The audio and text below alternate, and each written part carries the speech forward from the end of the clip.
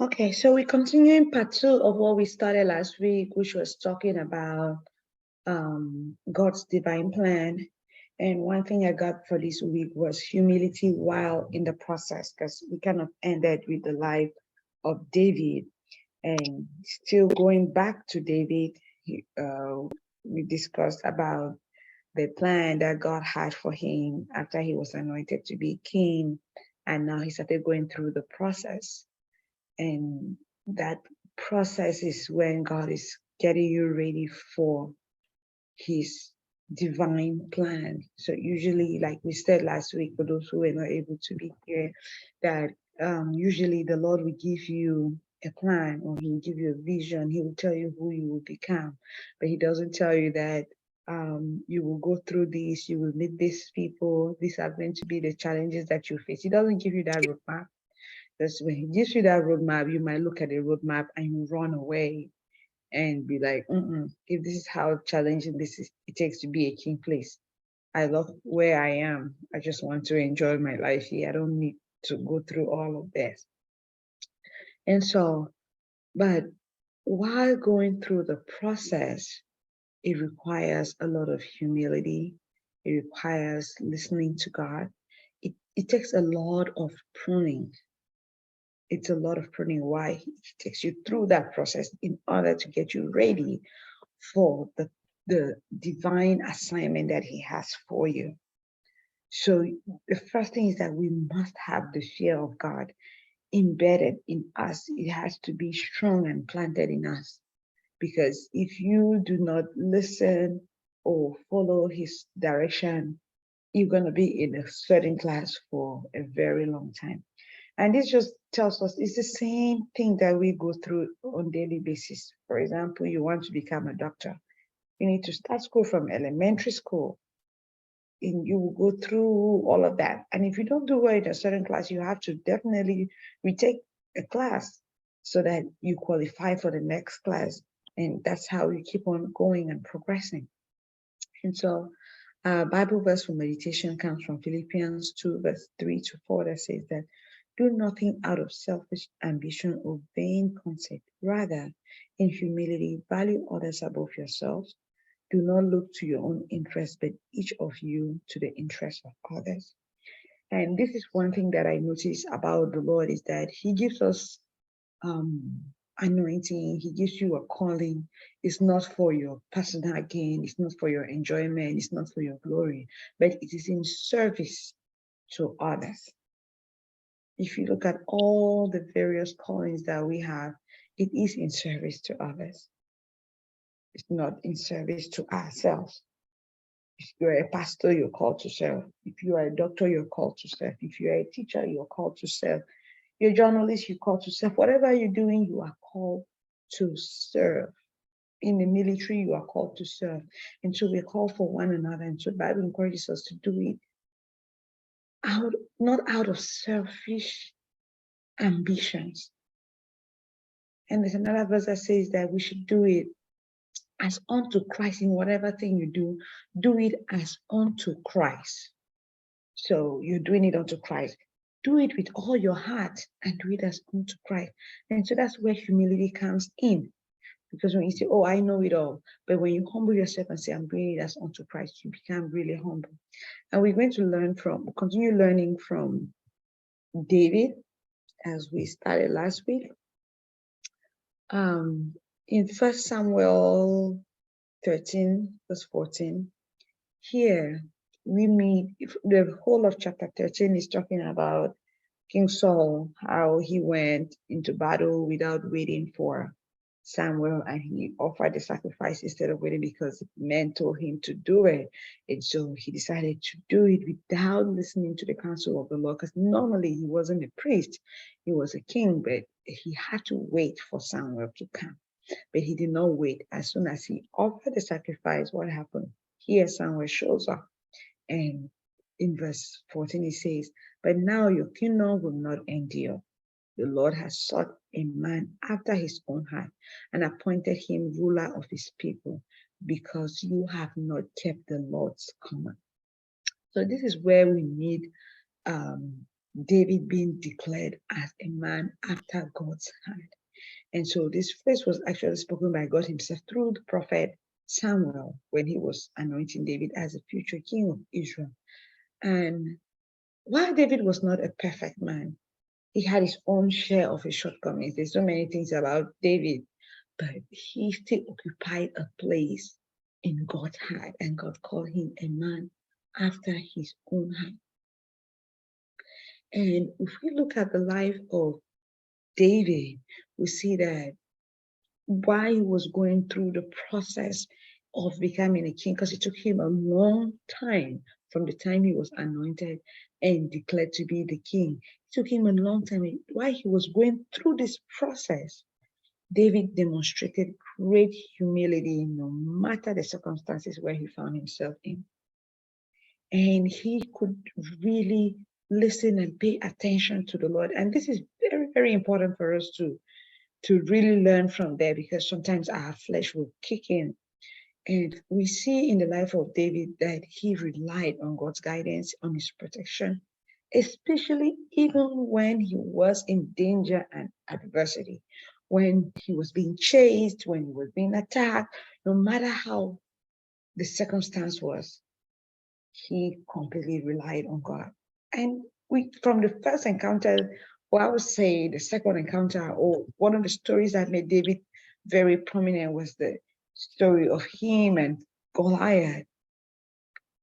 You would see how he had the tactics. He could tear the mouth of a lion.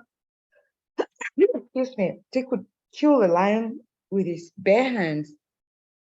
But when he was facing Goliath, what would he say? He said, "You come against me with sword and all of this tall, huge, but I come against you in the name of the Lord." That's doing it as unto Christ.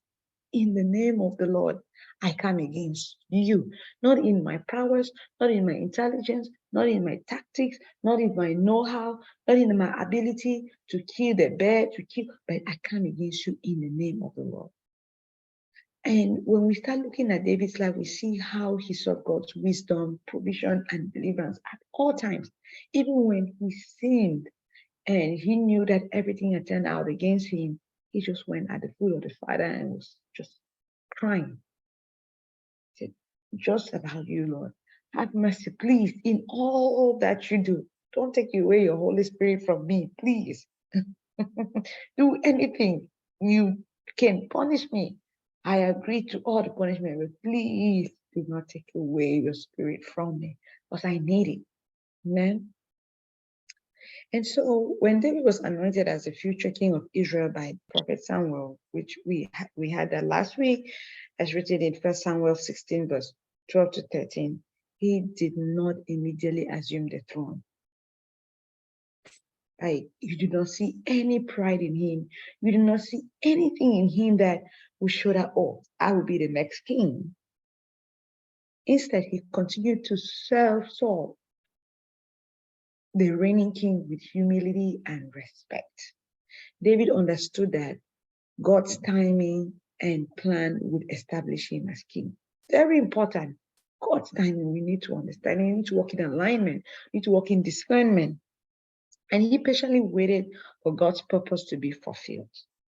Note that as soon as he was anointed, that's when the evil spirit came upon King David, and immediately he was sent to be a servant boy, serving the king by playing a harp for him. So he was just like one of those servant boys in the palace after being anointed as king.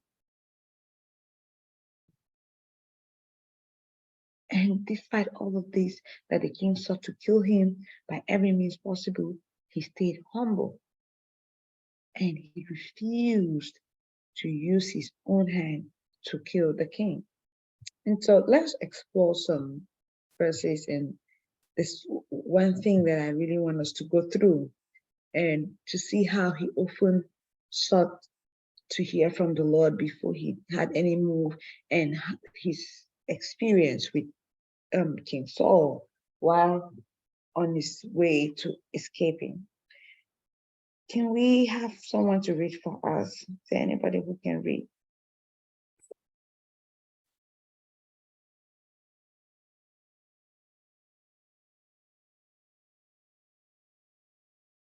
Okay, I will do the reading. So beginning from First Samuel. I can read. I Okay, can read too. I'm just trying to figure okay, out how to turn off this TV that's in here. Hold on. okay. So we're gonna share it. I'll take the first one, which is First Samuel 22, verse 3 to 5. Then Mama, can you take First Samuel chapter 23? Sister Deidre, can you take First Samuel 24? Okay, thank you. Okay. Then if Sister Deidre is still able to read, you can do the last one, which is First Samuel 26, verse 1 to 26. But let me start with First Samuel 22, verse 3 to 5. Okay. And so here we have David. He's in the midst of like running head as scatter with King Saul running after him. So I'll just begin from the first verse. Says that David therefore departed thence and escaped to the cave Adullam. And when his brethren and all his father's house heard it, they went down hither to him. Because I'm reading from, let me change the version. Oh.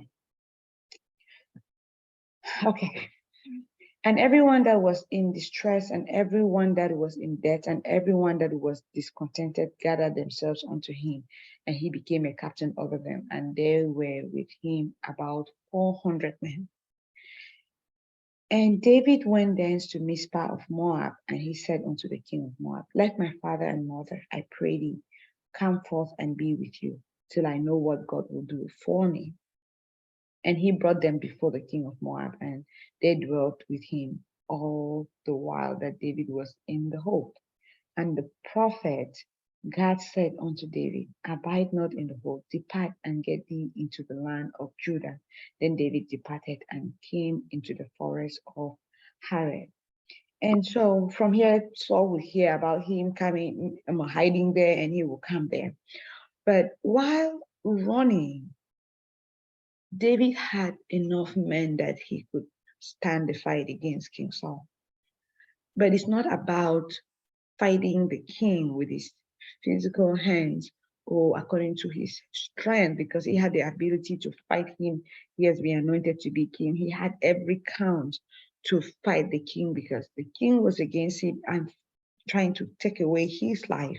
But we still see him trying to hear what the Lord has to say.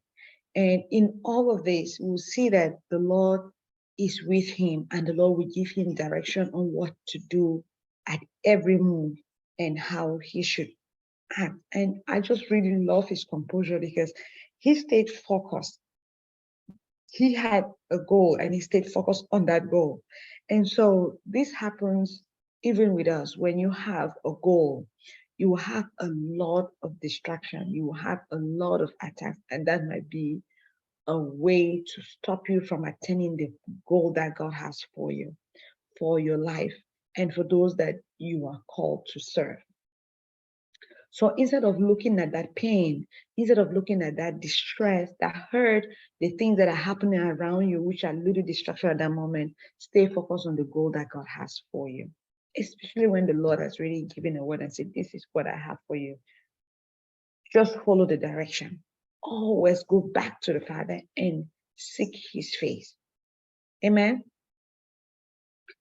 So let's go to First Samuel chapter 23.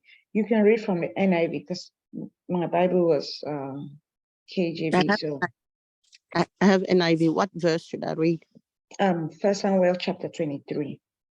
The whole chapter? Yes. Okay. I read. David saves Keilah. When David was told, look, the Philistines are fighting against Keilah and are looking the threshing floors. He inquired of the Lord, saying, Shall I go and attack these Philistines? The Lord answered him, Go, attack the Philistine and save Keilah. But David's men said to him, here in Judah we are afraid. How much more then if we go to Keilah against the Philistine forces? Once David inquired of the Lord, and the Lord answered him, go down to Keilah, for I am going to give the Philistine into your hand. So David and his men went to Keilah, fought this Philistine, and carried off their livestock. He inflicted heavy losses on the Philistine and saved the people of Keilah. Now Abiathar, son of Ahimelech, had brought the ephod down with him when he fled to David and Keilah. At Keilah, Saul pursues David. Saul was told that David had gone to Keilah, and he said, God has delivered him into my hands, for David has imprisoned himself by entering a town with gates and bars. And Saul called up all his forces for battle to go down to Keilah to besiege David and his men. When David learned that Saul was plotting against him, he said to Abiathar the priest, bring the ephod. David said, Lord God of Israel, your servant has heard definitely that Saul plans to come to Keilah and destroy the town on account of me. Will the citizens of Keilah surrender me to him? Will Saul come down as your servant has heard? Lord God of Israel, tell your servant. And the Lord said, he will. Again, David asked, will the citizens of Keilah surrender me and my men to Saul? And the Lord said, they will. So David and his men, about 600 in number, left Keilah and kept moving from place to place. When Saul was told that David had escaped from Keilah, he did not go there. David stayed in the wilderness, strongholds, and in the hill of, David stayed in the wilderness strongholds and in the hills of the desert of Ziph. Day after day, Saul searched for him, but God did not give David into his hands. While David was at Horesh in the desert of Ziph, he learned that Saul had come out to take his life. And Saul's son, Jonathan, went to David at Horesh and helped him find strength in God. Hallelujah. Don't be afraid, he said. My father Saul will not lay a hand on you. You will be king over Israel, and I will be second to you. Even my father Saul knows this. The two of them made a covenant before the Lord. Then Jonathan went home, but David remained at Horesh. The Ziphites, okay. The Ziphites went up to Saul at Gibeah and said, is not David hiding among us in the strongholds, Horesh, on the hill of Hakilah, south of Jeshimon? Now, your majesty, come down whenever it pleases you to do so, and we will be responsible for giving him into your hand. Saul replied, the Lord bless you for your concern for me. Go and get more information. Find out where David usually goes and who has seen him there. They'll tell him he is very crafty. Find out about all the hiding places he uses and come back to me with definite information. Then I will go with you. If he is in the area, I will track him down among all the clans of Judah. So they set out and went to Ziph ahead of Saul. Now David and his men were in the desert of Maon, in the Arabah, south of Jeshimon. Saul and his men began to search, and when David was told about it, he went down to the rock and stayed in the desert of Maon. When Saul heard this, he went into the desert of Maon in pursuit of David. Saul was going along one side of a mountain, and David and his men were on the other side, hurrying to get away from Saul. As Saul and his forces were closing in on David and his men to capture them, a messenger came to Saul saying, "Come quickly, the Philistines are raiding the land." Then Saul broke off his pursuit of David and went to meet the Philistine. That is why they call this place Sela, Hamakilam, Hamalekah. And David went up from there and lived in the strongholds of En-Gedi. Sorry, I Yeah. don't have my, so I tried my best to read. No, you did great. Thank you. Thank you. Thank you. Usually when I read the story of David, I just feel like I'm watching an action movie. Like you were so tense at the part. It's like a Western movie. Yeah, Wild Wild West. yeah. Like you are so tense at the place where they are in between two mountains, and you know he's almost getting to getting there, and he's about to capture David. And at the nick of time, someone comes and says, "Oh, the Philistines are attacking. He Yeah, has to coming. go back." And it's just amazing how the king will leave his kingdom and is running after David alone. And having David with all the humility and well put together, he has his men with him. They would say, "Okay, let's stand force to force and fight." But he's running away from the king because one thing he knows, and David has the fear of God. And that fear of God, he knows not to attack the Lord's anointed. He made up his mind that I will run away and let God do his thing. Let God fight for me. Let God put his justice on David. I will leave God to deal with him. And this is what the Bible tells us about vengeance is of the Lord. Let me repay on your behalf. And one thing I discovered while going through the book of Samuel, I realized that before all of these instances, God had already regretted making Saul king over Israel. So the kingdom has already been taken away from Saul. Now, trying to fight Saul is like you trying to fight the loser. And that's why the Bible tells us that the enemy goes around looking for someone to devour. And when I went through this verse and I want to dig deep again into this verse, who is the devil trying to devour? He's not trying to devour sinners, those that are already on his side. Those ones he can just make his suya with that.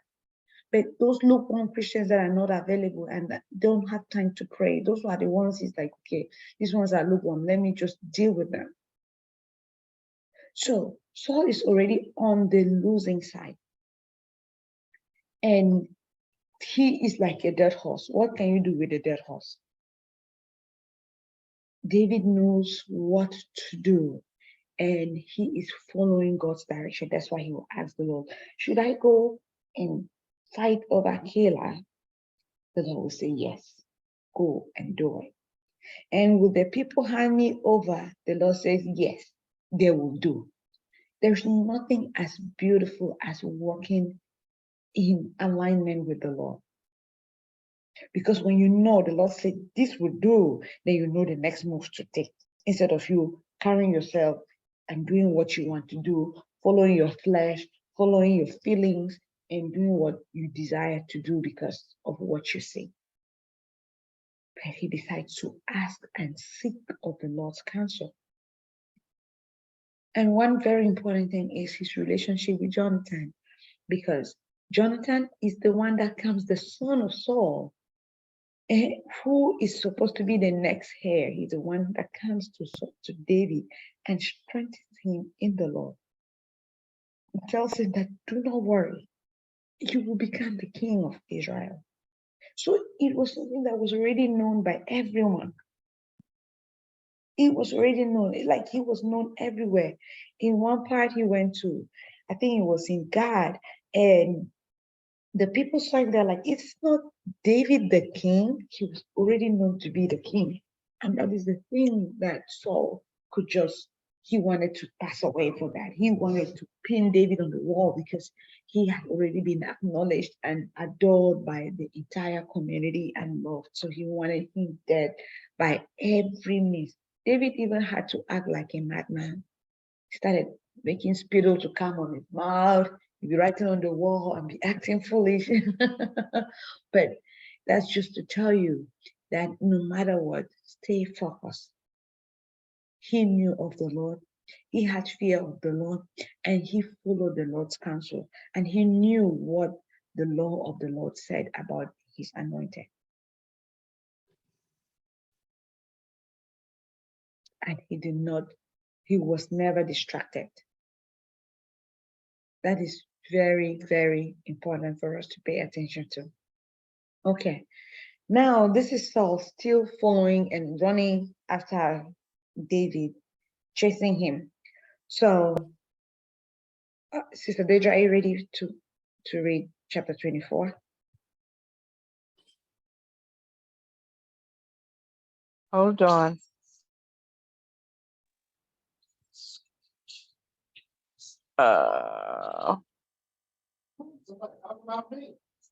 I, it can't come up on my, it won't let me come up on my phone. I don't know what's going on.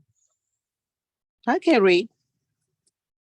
Okay, so Sister Deja, Mama, you can read that. Why, Sister Deja, just look for chapter 26 if you're able to pull it on your phone. That gives you enough time. Okay. Okay. All right. Okay. Not coming up. Let's continue to part 2 of the movie. Okay. David spares Saul's life. After Saul returned from pursuing the Philistine, he was told David is in the desert of En-Gedi. So Saul took 3,000 able young men from all Israel and set out to look for David and his men near the crags of the wild goats. He came to the sheep pens along the way. A cave was there, and Saul went in to relieve himself. David and his men were far back in the cave. The men said, "This is the day the Lord spoke of when he said, 'To you, I will give your enemy into your hand.'" I'm sorry. This is so beautiful how all of them are quoting Bible verses, and It Saul will is say, the men of David that are reciting the Bible. I will give your enemy into your hand for you to deal with as you wish. Then David crept up unnoticed and cut off a corner of Saul's robe. Afterward, David was conscience stricken for having cut off a corner of his robe. He said to his men, "The Lord forbid that I should do such a thing to my master, the Lord's anointed, or lay my hand on him, for he is the anointed of the Lord." With these words, David sharply rebuked his men and did not allow them to attack Saul. And Saul left the cave and went his way. Then David went out of the cave and called out to Saul, "My lord, the king." When Saul looked behind him, David bowed down and prostrated himself with his face to the ground. He said to Saul, "Why do you listen when men say David is bent on harming you? This day you have seen with your own eyes how the Lord delivered you into my hands in the cave. Some urged me to kill you, but I spared you. I said, I will not lay my hand on my Lord because he is the Lord's anointed. See, my father, look at this piece of your robe in my hands. I cut off the corner of your robe, but did not kill you. See that there is nothing in my hand to indicate that I am guilty of wrongdoing or rebellion. I have not wronged you, but you are hunting me down to take my life. May the Lord judge between you and me, and may the Lord avenge the wrongs you have done to me. But my hand will not touch you. As the old saying goes, from evildoers come evil deeds. So my hand will not touch you. Against whom has the king of Israel come out? Who are you pursuing? A dead dog? A flea? May the Lord be our judge and decide between us. May he consider my cause and uphold it. May he vindicate me by delivering me from your hands. When David finished saying this, Saul asked, "Is that your voice, David, my son?" And he wept aloud. "You are more righteous than I," he said. "You have treated me well, but I have treated you badly. You have just now told me about the good you did to me. The Lord delivered me into your hands, but you did not kill me. When a man finds his enemy, does he let him get away unharmed? May the Lord reward you well for the way you treated me today. I know that you will surely be king and that the kingdom of Israel will be established in your hands. Now, swear to me by the Lord that you will not kill off my descendant or wipe out my name from my father's family." So David gave his oath to Saul. Then Saul returned home, but David and his men went up to the stronghold. Amen. This is fantastic. This was a great episode of Ah, the when series we the watched. men of David saw him, they started rubbing their two hands together and licking their lips, saying, "Today we will eat this one." Yes, yes. They were My like, goodness, today is the day that the Lord has given your the Lord enemy. has made. Let us deal with him accordingly. Hmm. But but we see that David is not working according to the flesh. So this is the thing. When you're walking in alignment with the Holy Spirit, He's always there to help you make the right decision. There are some Amen. battles that are not your battles. That's There's right. some fights that you don't need to get in. There's some the purpose you don't need to even get engaged in. Just leave it the way it is. Ask of the Holy Spirit. Ask the Lord, should I indulge in this? Should I even talk in this? Is this a matter you want me to be involved in? If the Lord don't want you, just let it be. Just rest. Sometimes you need rest. Just rest in the Lord. Let him do his thing. Now, this is King Saul himself. The person that he is trying to kill, he is declaring him to be king. He is declaring that he is more righteous than him out of his own mouth. Out of his own mouth, even out of the mouth of your enemies, they see the greatness of God in your life. They will declare and they will praise God for who you are. Right there and there. This is Saul walking with 3,000 men, chasing the little boy that used to play the harp for him in his palace. 3,000, I just consider that to be the population of my village. Everybody came out looking for one person.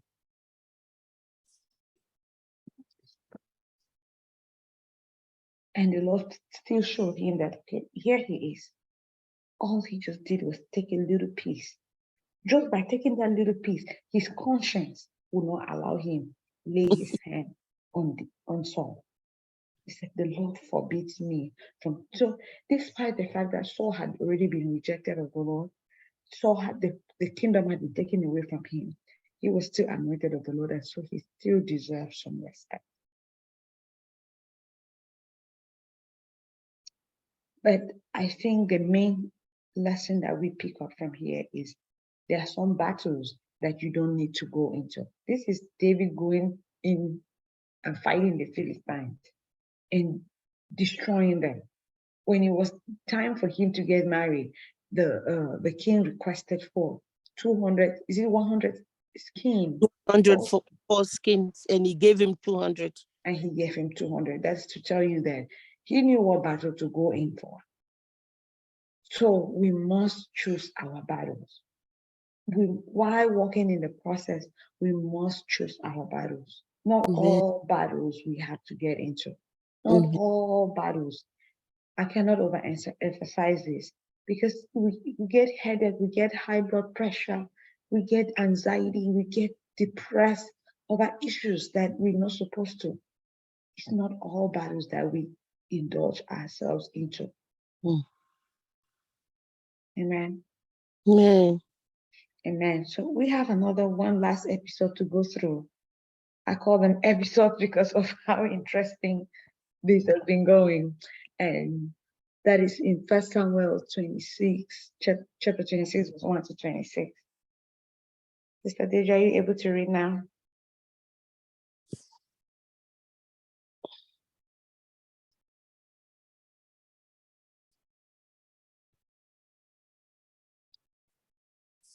Deja, are you there?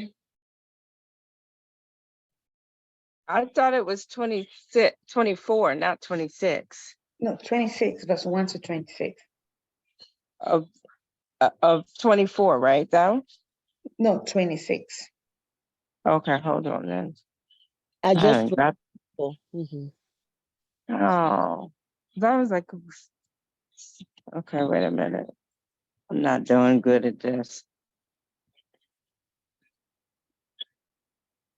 1 Samuel 26. Okay. Now the Ziphites came to Saul at Gabe and said, "Is David not hiding in the hills of Balachi opposite Jeshimon?" Then Saul arose and went down to the wilderness of Ziph, having 3,000 chosen men of Israel with him to seek David in the wilderness of Ziph. And Saul encamped in the hill of Hachilah, which is opposite of Sheshimon by the road. But David stayed in the wilderness, and he saw that Saul came after him into the wilderness. David therefore sent out spies and understood that Saul had indeed come. So David arose and came to the place where Saul has encamped. And David saw the place where Saul lay, and Abner, the son of Ner, the commander of the army. Now Saul lay within the camp with the people encamped around him. Then David answered and said to I'm sorry, the Hitley and to Abishai, the son of Zeruiah, brother of Joab, saying, who will go down with me to Saul in the camp? And Abishai said, I will go down with you. So David and Abishai came to the people by night, and there Saul lay sleeping within the camp, with his spear stuck in the ground by his head. And Abner and the people lay all around him. And Abishai said to David, God has delivered your enemy into your hands this day. Now, therefore, please let me strike him at once with the spear, right to the earth, and I will not have to strike him a second time. But David said to Abishai, do not destroy him, for who can stretch out his hand against the Lord's anointed and be guiltless? David said, furthermore, as the Lord lives, the Lord shall strike him, or his day shall come to die, or he shall go out to battle and perish. The Lord forbid that I should stretch out my hand against the Lord's anointed. But please take now the spear and the jug of water that are by his head, and let us go. So David took the spear and the jug of water by Saul's head, and they got away, and no man saw or knew it or awake, for they were all asleep because of a deep sleep from the Lord and fallen on them. Now David went over to the other side and stood on the top of the hill afar off, a great distance being between them. And David called out to the people and to the Abner, to the son of Ner, saying, do not answer Abner. Then Abner answered and said, Who are you calling out to the king? So David said to Abner, Are you not a man? And who is like you in Israel? Why then have you not guarded your lord the king? For one of the people came in to destroy your lord the king. This thing that you have done is not good. As the Lord lives, you deserve to die, because you have not guarded your master, the Lord anointed. And now see where the king's spear is, and the jug of water that was by his head? Then Saul knew David's voice and said, Is that your voice, my son David? David said, It's my voice, my lord, O king. And he said, Why does my lord thus pursue his servant? For he, for what I, for what have I done? Or what evil is in my hand? Now therefore, please let me, Lord, the king, hear the words of his servants. And if the Lord has stirred you up against me, let him accept an offering. But if it is the children of men, may they be cursed before the Lord. For they have driven me out of the day from sharing in the inheritance of the Lord, saying, God, serve other gods. Now do not let my blood fall to the earth before the face of the Lord. For the king of Israel has come out to seek a flea. And when one hurts a partridge in the mountains, then Saul said, I have sinned. Return, my son David, for I will harm you no more, because my life was precious in your eyes this day. Indeed, I have played the fool and erred exceedingly. And David answered and said, Here is the king's spear. Let one of the young men come over and get it. May the Lord repay every man for his righteousness and his faithfulness. For the Lord delivered you into my hand today, but I would not stretch out my hand against the Lord's anointed.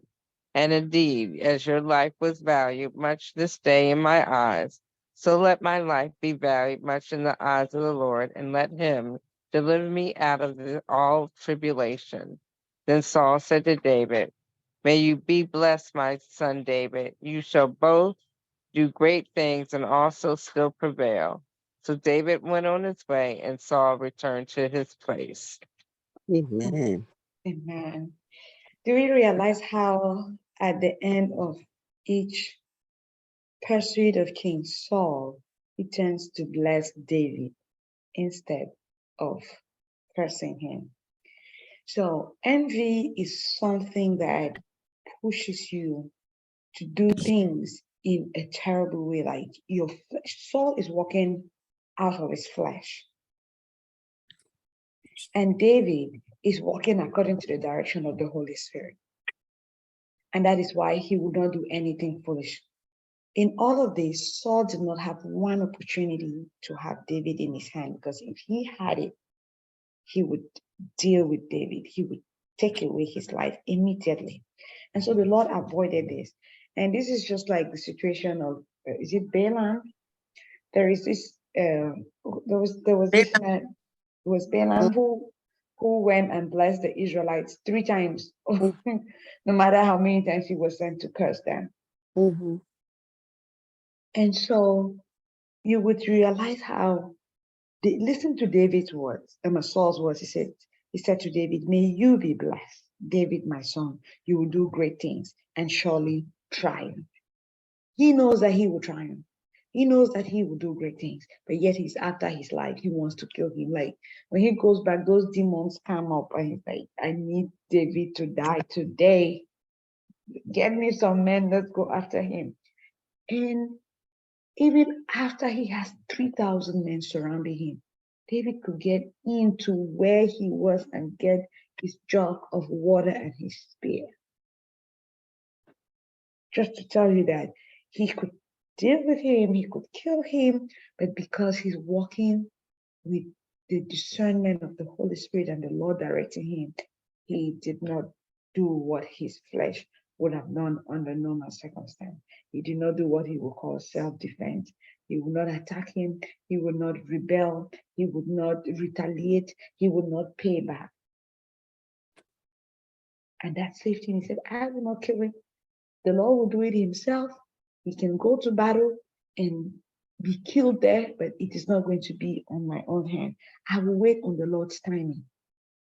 Let you wait on the Lord's timing for the time to come. Amen. Amen. And so in all of this, we see that David spared Saul's life multiple times. And so David did exhibited a lot of great qualities that came with respect, trust, mercy, forgiveness, love, and reliance of God's justice. Why would the Lord not make him to be king if he has all of these qualities? I feel like these were some classes that the Lord was taking him into and teasing his patience. And they're like, okay, here I see he is patient. Here he will listen to me. He will forgive the people that I put under his hand. He can trust in me. He has mercy. So those are some very good lessons that we can learn from the life of David. And so this showed his integrity. And he was a man that followed God's principles, even in challenging and dangerous situations where he could have retaliated. And so what are some of the lessons we get there? For example, respect for authority. He had respect for Saul, despite the fact that Saul disrespected himself so many times. And so you tell him, who are you chasing? A dead dog? A flea? You leave the whole place and you follow him, looking after a flea. I am just a flea. And so despite being anointed as the future king of Israel, David recognized Saul as the current king and respected his position as God's anointed leader. So David understood the importance of honoring the authority of the king. Even though Saul had become jealous and sought to harm him, he still respected him. He still honored him as the king, and he would not dare touch him with his finger or harm him or do anything. You would see him fight other battles, come out successful. But against King Saul, he knew that this one was anointed by God. So this I would not even touch. I can only run away from him and let God do his thing. And so God took time to groom him. This was a very good grooming session for him, preparing him for the days ahead. And so we also see that David trusted in God's timing and providence. And David believed in God's sovereignty and trusted that God would fulfill his promise to make him king in his own time and way. Firstly, David, if you look at the life of David, you don't see him like somebody desiring to be the king, desperately wanting to be king and stuff like that. No. When you're working in God's assignment, it's not about position, it's not about the name, it's not about what people tell you, it's not how people honor you. Because when you saw the women dancing for David, Saul has killed his 100, but David has killed his thousands. You don't see him being boastful about that. I think if you were to give David an opportunity, he wouldn't even allow those women to do that. But that came out, that's where the problem started, and the envy. It ignited the envy in the heart of King Saul. So rather than taking matters into his own hand and seizing the throne by force, because someone would be like, okay, this is it. I'm going to kill you and I'll take the throne by force. Now, David patiently waited for God's plan to unfold. And when you wait for God's plan to unfold, you will see how glorious this will be. So he understood that God was in control and that vengeance was not for him to seek. He was not his to seek that, oh, let me revenge. Even though he had his men, even quoting Bible verses, telling him that this is the day the Lord has given to you to deal with your enemies. It's like, no, it's not about that verse, but it's about what God is saying right now. What is he saying now? So what is God saying about the particular situation you're going through right now? You have to always stand and ask the Lord, what are you saying in this time and season? What word do you have for me? What is the verse for me? What is the chapter for me? Where am I right now? And so mercy and forgiveness is one thing that David also exhibited. David displayed remarkable mercy and forgiveness towards Saul when he had opportunities to harm or kill Saul, such as when Saul was sleeping in the cave or when David had possession of Saul's spear. He chose not to take advantage of that situation. David recognized that it was not his place to harm the anointed king and that vengeance belonged to the Lord. And so he even forgave him before. Like throughout his running, he already had forgiveness for him.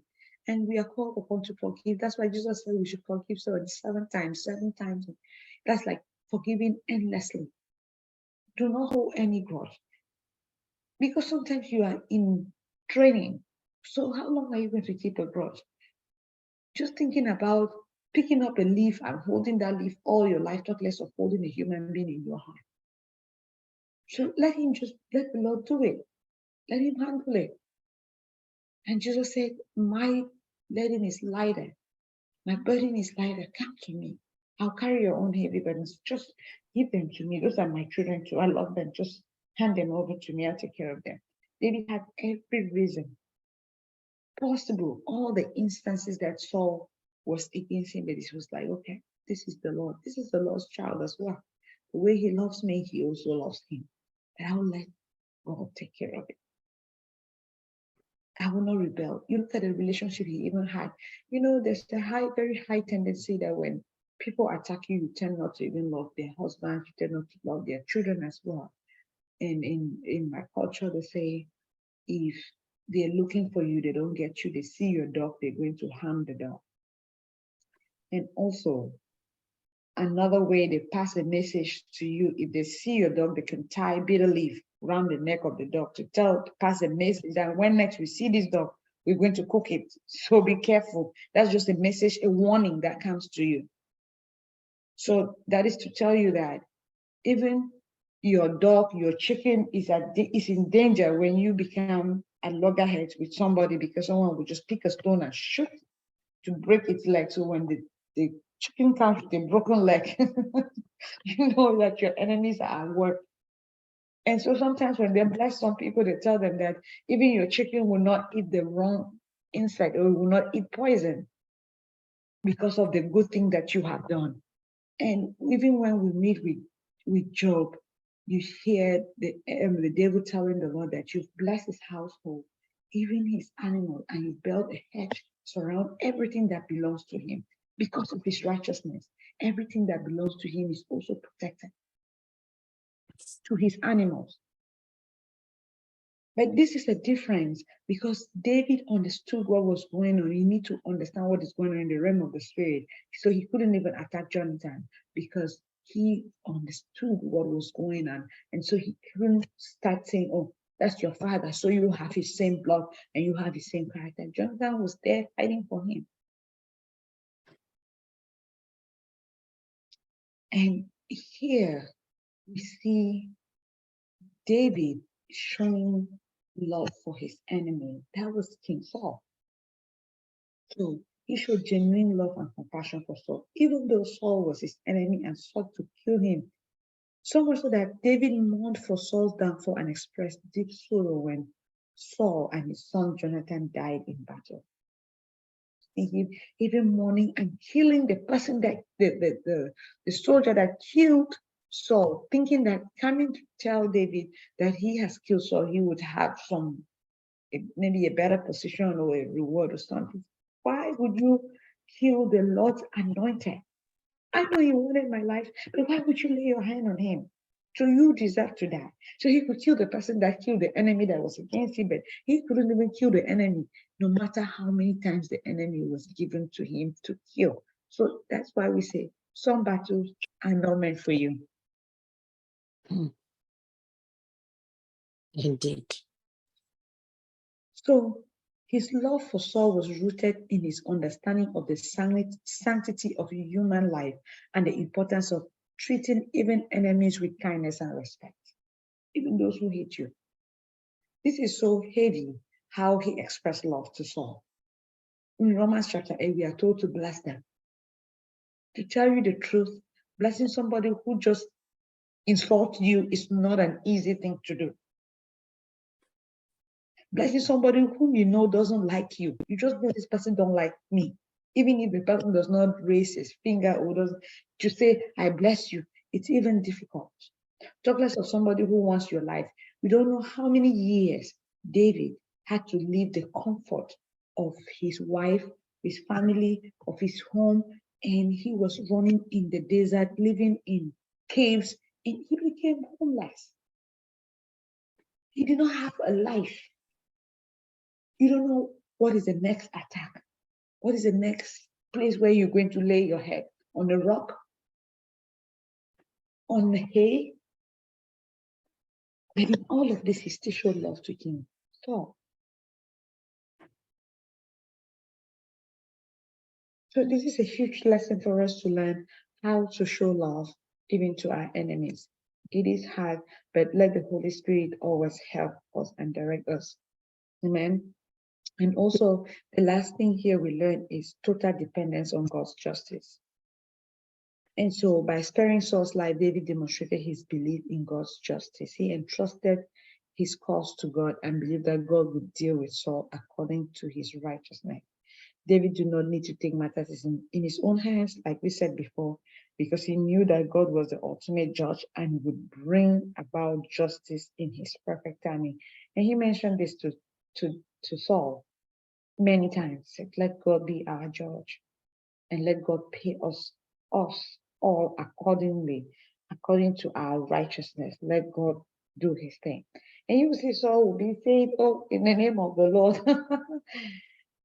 And call him David, my son. No matter how much you call him my son, but beneath those words, there are some clouds that he wishes he could have just helped him and just finished with him immediately.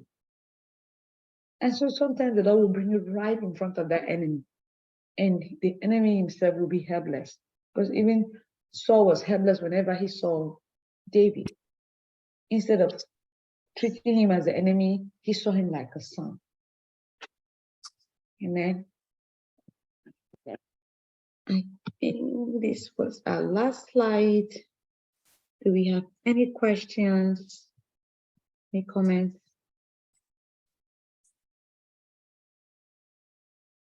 I have a comment. Hi, Bertrand. Thank you for connecting. Yeah, welcome, Bertrand. Yeah, I have a comment. This is, I thank you for this wonderful teaching, and I thank you for the point that you brought forth.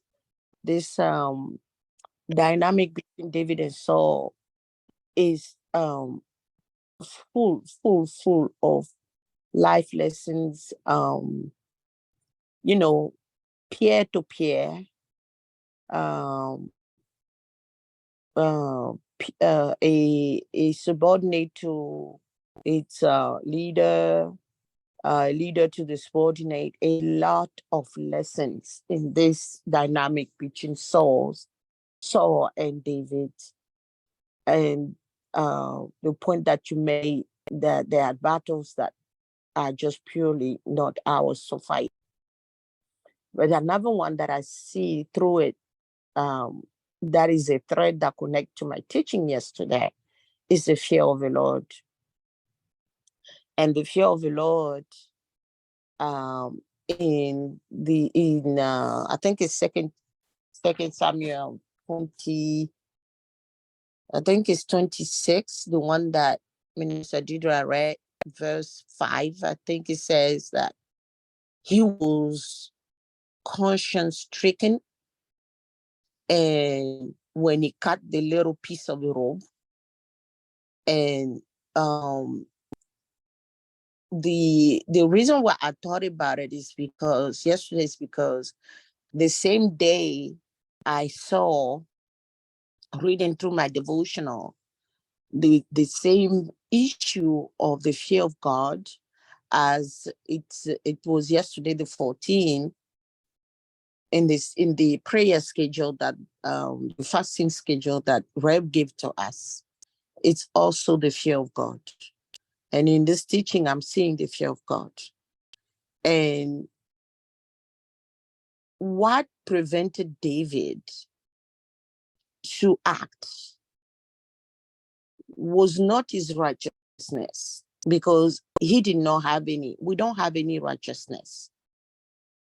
It was the fear of God that prevented David, because each time he was reminding himself, how can I touch the anointed of the Lord? It is a fear of God that made him remind himself that Saul is the anointed of God. Each time. It's not because he loved the person of Saul. But it is a fact that God, whom he fears, has established Saul as his leader over the land and over him eventually. And he reminded that his fellow soldiers, fighters, men, how can you touch the anointed of the Lord? Each time he made a case of the fact that Saul is the anointed of the Lord. No matter how crooked, no matter how evil, no matter how, irrational Saul was, to the point of asking him, the whole of king that you are, why are you pursuing me? A cockroach, a flea, a dog, a nobody. What is you that you are? What is it that you are so adamant about killing a nobody to soil your hands? Because you have been established as the anointed of the Lord. You are powerful by God's grace. You are sitting in that chair by the will of God. So I cannot touch you because I fear God. I cannot do anything to your throne because that's not the will of God. I did not put you there, so I cannot take you down. If there's only one person that can do that, it's God alone. And all that starts and ends with the fear and the reverence of God. The fear of God is our identity. Because we cannot fear God. We cannot love God if we don't fear him. We cannot love God if we don't revere him. The fear of God is what identifies us as his own. In John, I think it's John, was that John 15 or 14? I don't remember. He said,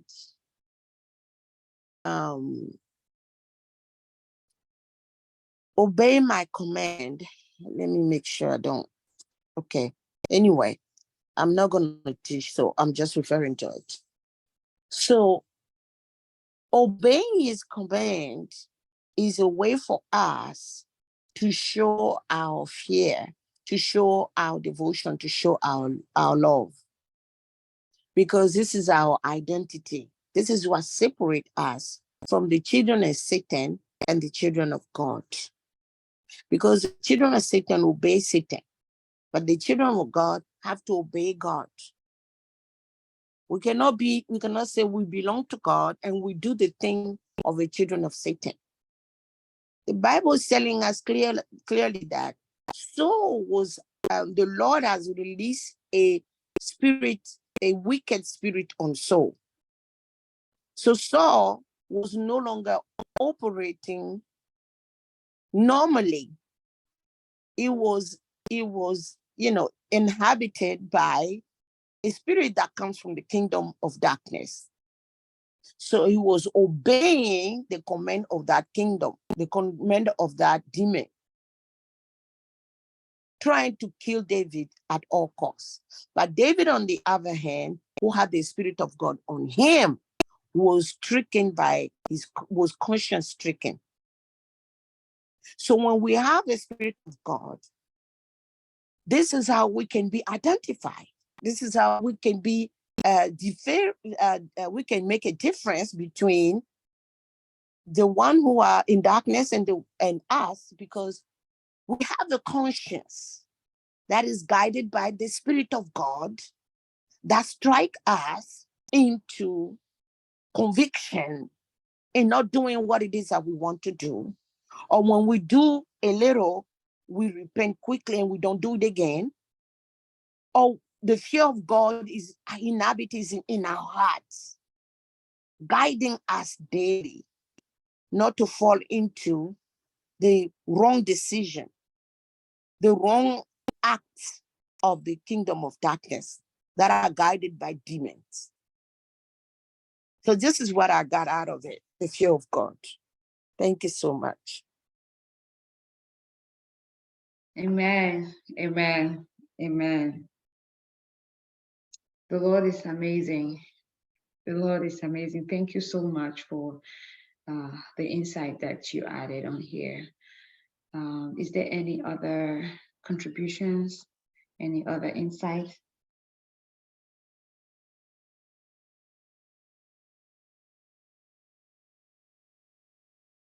Any comments?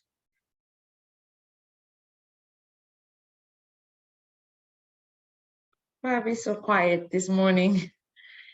Okay, if we do not have any other comments, let me stop the recording.